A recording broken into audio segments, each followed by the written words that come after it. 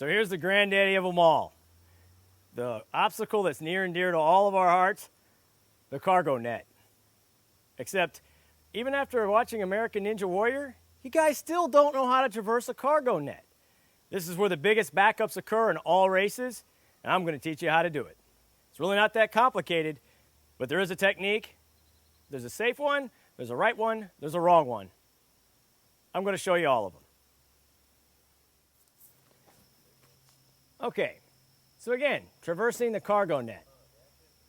The best way to traverse this cargo net is to take a vertical hold on the actual ropes going up and down, and then step in the crook of every knot and press out with the foot. That's going to tighten the net for you. So the faster I go, the harder the net's going to tighten. So if I'm climbing vertically with my hands and stepping out, my legs are tightening the rope for myself.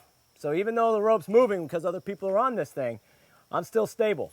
I'm catching the vertical handles because this is the only way I'm going to be able to keep myself from moving side to side. Here, I have no stability. Here, I have stability because my weight is holding this rope tight. Okay, so step out and push away with each foot right in the crook of the rope. Using the vertical part to climb up, like so.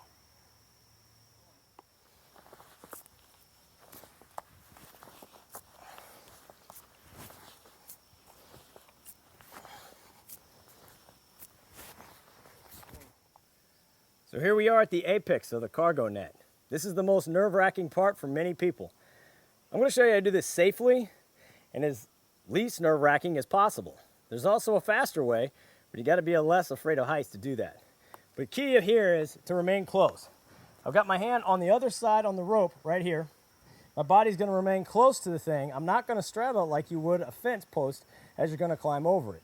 I'm going to straddle this thing. I'm going to use my other hand to grab this side of the net to make sure that if I did lose my balance, I won't fall. So I've got holds on both sides. My leg is over, my hand is crooked here, and I've got it tight here. Now I'm going to put my foot in, and when I do it, I'm going to turn it interiorly. If I turn it interiorly, I'm already in the position I need to be to climb over. It's like so. Keeping my arm on this side, in case I lose my balance, I will not fall. That's the key. You always want to remain safe. Best way to do it is to keep an arm over the top of the pole at all times. Most people will climb down like this. It's not necessarily the fastest way, but for most people it's going to be the easiest way. So I showed the straddle way to come over the top of this cargo net. There's another way. This is for all you daredevils out there. It's actually not as unsafe as it might look or as unnerving as it might look, but you got to make sure you got a good hand grip because when you come around the other side, if there's anybody down below you, you're going to land on top of them.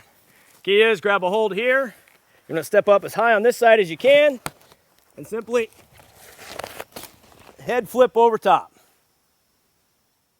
Okay, so one way to come down the cargo net is face out. I actually prefer this position. Depending on how tight and how many people are around you, you can actually literally just walk down the cargo net. I think it's safer. You're able to keep your body nice and close to the net without too much trouble, and it's shaking, no problem. You've got a good handhold, no problem. The other way is, of course, like the traditional way of coming down face in which you would come down exactly the same as you went up. However, you got to make sure you do not step through the cargo net. Most people are trying to get down pretty fast by this point, so stepping down to the point at which it's nice and soft down here makes it a little more difficult. Like I said, I prefer coming face down, but that will require, if you do a straddle, to turn around. Either way, be safe.